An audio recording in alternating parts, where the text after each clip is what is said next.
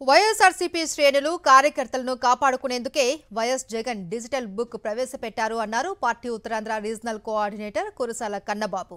ప్రశ్నించే ప్రజలు వైఎస్ఆర్సీపీ కార్యకర్తలపై అక్రమ కేసులు పెట్టి కూటమి సర్కారు వేధిస్తోంది అన్నారు.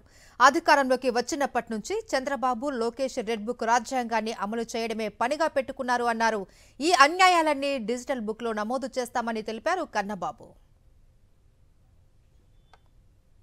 గారు వారి కుమారుడు లోకేష్ గారు వాళ్ళకి అధికారం వచ్చింది ప్రజల్ని పీడించడానికి, వైఎస్ఆర్ పార్టీని అణగదొక్కడానికి, వైఎస్ఆర్ శ్రేణుల్ని భయభ్రాంతులు చేయడానికి మాత్రమే అన్నట్టుగా ఇవాళ ప్రయత్నం చేస్తున్నారు, పని చేస్తున్నారు. ఎవరన్నా కొడుకు తప్పు చేస్తే తండ్రి ఇది తప్పురా బాబు ఇలా చేయకూడదని చెప్తారు.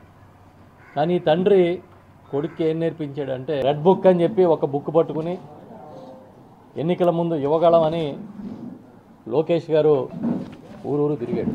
వచ్చిన తర్వాత మీ పని చెప్తామని చెప్పి ఆ రోజే బెదిరింపులు మొదలుపెట్టాడు.